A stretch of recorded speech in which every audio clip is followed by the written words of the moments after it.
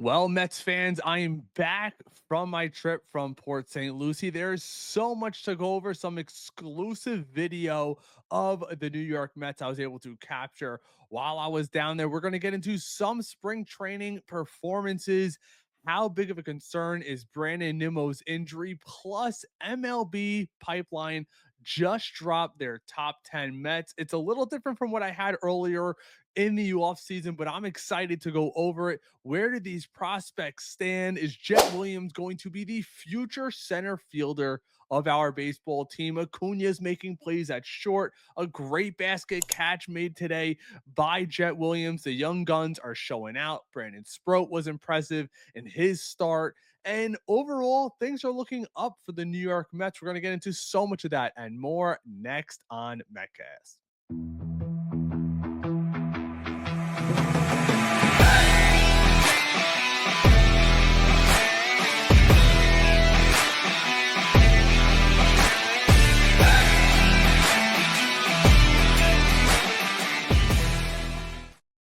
What's going on, friends? As always, I am Ray, and welcome back to another episode of MetCast. If you're enjoying this content, smash that like button, hit the subscribe, turn the notification bell on so you never miss an upload. I just want to say thank you to everybody at Port St. Lucie that came up to me, said, "What's up, Ray? Enjoy your content. It means so much to me." And Dan, we're very humbled by the reaction that we get from you guys. We're just fans just like you. So when people come up and say we're enjoying your content, it just means the absolute world. I'm looking forward to opening day. I mean, I'm already spring training out, even though I was just down there. Hopefully I got a little bit of color, but I was able to sit front row right behind home plate. I released that video of Juan Soto hitting that massive bomb during spring training. Lindor with his walk up.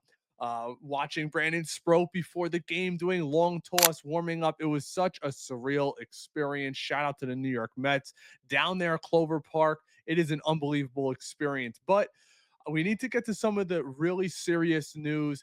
Brandon Nimmo is still dealing with some of his former injuries affecting him, and that could really affect the big league club. Let's take a look at what the folks over in the media are saying, and we'll react together.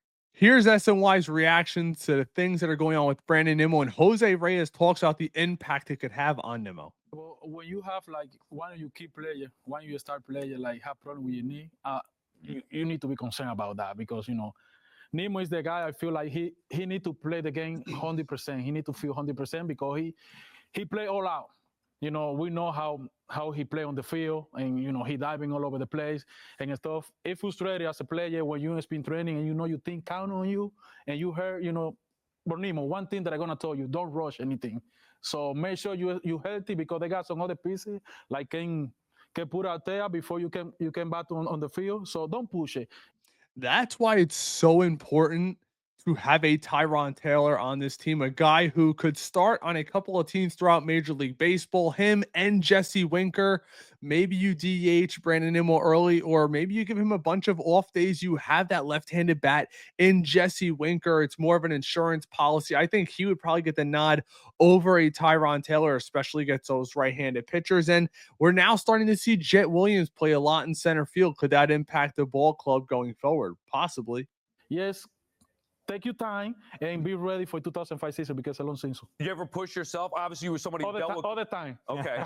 I ain't don't have a surgery on one of my hammy. Yeah. So because I try to be back on the field so quick because I'm the guy and Nimmo is the guy who need to be 100% to play good. We knew that about Reyes. Great advice from a guy who would obviously know. Now, Danny, Nimmo isn't concerned. Mendy isn't concerned. Are you concerned? No, I'm not concerned. I'm not concerned yet. I'm not going to push any panic buttons. It's way too early in spring training. I like the points that you brought up. I think the other thing that Nimmo mentioned in that press conference is that he's wearing cleats. And you would know that too, right? He's wearing cleats. He was dealing with the plantar fasciitis, so he was taking it easy. Obviously, his knees now, you've got the cleats on. It's not like you're wearing sneakers. That is going to make an impact on the knee. And so I think there's no need to rush. We don't need to rush anything right now. Let's take it easy and see where he's at. He does have to play to 100%. You're absolutely right about that, but I do think that there's a connection between having plantar fasciitis. Like, you don't want to mess with the. When I was at spring training watching Nimmo, you could tell something's up.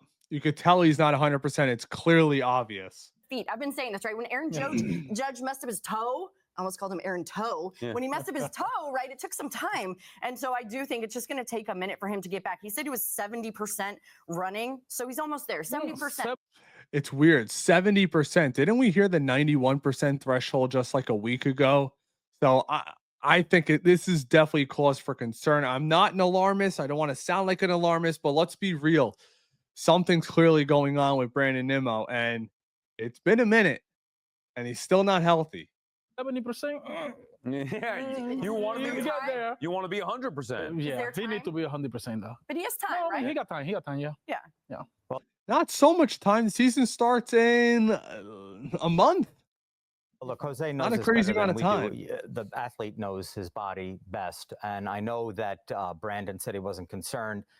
I get it. That has an impact on the way I look at this, but I am concerned about this because he is How could he going not to be be? 32 on opening day. One of the great predictors of future injury is past injury, and we're talking Yep. about a guy who came into camp dealing with the aftermath of the plantar fasciitis, and now his knee is sore. So for it to be this kind of thing where you just say, oh, you know, it's no big deal. I understand, Danny, you're right. They have time. There's there's plenty of time for this to get right. But this guy is a key cog in this team. And this sort of thing cropping up now, it's never a good time. But I'm just, you know, when he's 100%, I'll feel better. But now I'm concerned. Hey, this At the end of the day, I'm very concerned about Brandon Nimmo. How can anybody not be? The plantar fasciitis, and we've heard it time and time again when you're talking about players coming off of injury and having an impact on other body parts. We've seen that before. It would not be the first time. But let me know what you guys think down in the comments. Are you as worried about as I am about Brandon Nimmo? Maybe I'm overreacting, but a guy having plantar fasciitis, then the knee injury or the knee soreness, there's a lot of moving body parts there. And we've seen it in other sports, players be affected. Now I want to get to this one clip. Brett Baty talking about his potential utility spot coming off, you know, for the New York Mets. Obviously, one spot open on the roster for just a guy who can play all over the infield. I mean, just generally, you think you could be that guy? Yeah, I mean, if I'm the utility man, then that'd be awesome. Just any spot on this team to help the team win, I'm for. So Obviously, Clearly, he's open. He knows he's fighting for his MLB future. He needs to get rid of that quadruple A, that stigma that he's got going on. I think that he's going to get a spot on this team. I really do. When we're being honest, he's having a good spring. He's lifting the ball, something the New York Mets have stressed to him so much that he needs to start lifting the ball, start hitting the ball out of the ballpark, and he's been doing that throughout spring. He did it when he was sent down to AAA last year, so it's some positive news coming out of him. Really quickly, I want to touch on Brandon Sproat. He looks really good. But we just saw prior to coming on here that multiple players were cut from Major League camp, essentially being sent down to minor league camp. That includes the guys like Brandon Sproat, Acuna, Jet Williams, all these guys. I believe Gilbert was on that list. Most of the guys who you expected to get cut and sent to minor league camp, but they were really there just to get that major league experience. But that also tells me that I do believe that Acuna is going to start the year in the minor leagues, regardless of how he's performing at spring training, at shortstop, at second base, when he's getting reps at third base, regardless, he's going to be starting. And I do believe Brett Baty is going to get the first crack at being that ultra utility guy for the New York Mets. And then finally, we have this released.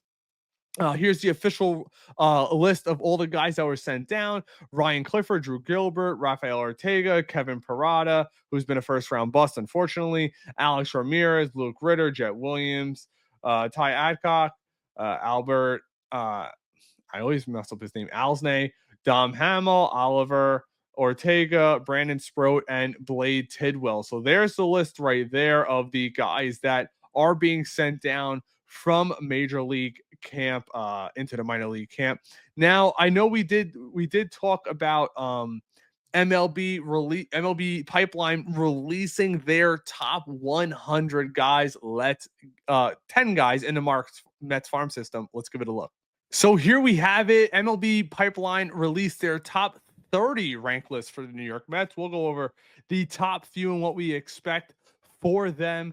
At number 1, you have coming in Brandon Sproat. They expect him to make his debut this year. Jet Williams, number 2, making his debut this year. They have him shortstop outfield. He'll probably be getting his first shot at center field unless there is an injury. Carson Bage, who's a couple years away, outfield prospect. He was a guy who did both, but the Mets are going to have him be in the outfield. Ryan Clifford, who is now shot up boards. They expect him to make his debut next year, a potential Pete Alonso replacement. They love him as that lefty first baseman. Noah McLean, who they think might be making his debut this year. I think it's probably more towards next year. Jonathan Tung, the hard-throwing right-handed pitcher who burst onto the scene last season, expected to make his debut next year. Luis Angel Acuna will be up at some point this year. We all believe that. Javier Baez, who's probably a couple years away, shortstop third base. I actually think we're probably looking towards 2028 with him. Ilian Pena, 2030, the number 1 overall international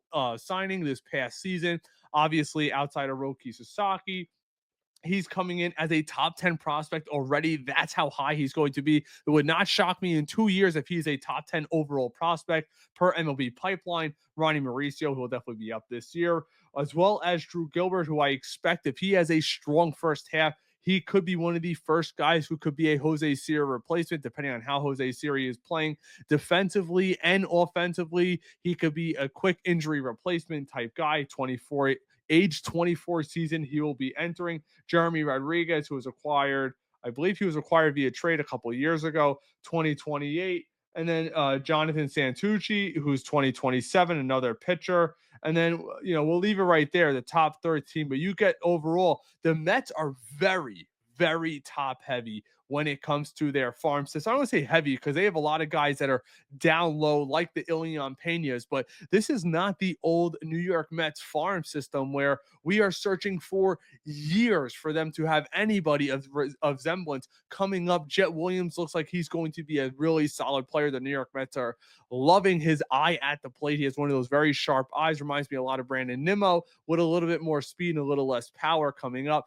So I expect him to possibly get a look this year. The Mets have a lot of guys between the Acuñas, the Mauricios, the Gilberts, the Williams, the Sproats, all 5 guys who are expected to be playing this year at the MLB level in their top 10. Very exciting times to be a New York Mets fan. Again, thank you guys so much for sticking around. These are the updates that we had today. Leave a comment below. Let me know your thoughts on the video. Make sure you smash that like button. Give us a sub. Share this show with a friend if you're enjoying it. And as always, as New York Mets content continues to come in, we'll be bringing you a lot. Don't forget, this Thursday night, Ernest Dove, who reports on the Port St. Lucie Mets, will be coming on live with us Thursday night right around 8 p.m. So be sure to stick around for that. As always, let's go Mets. Take care, everybody.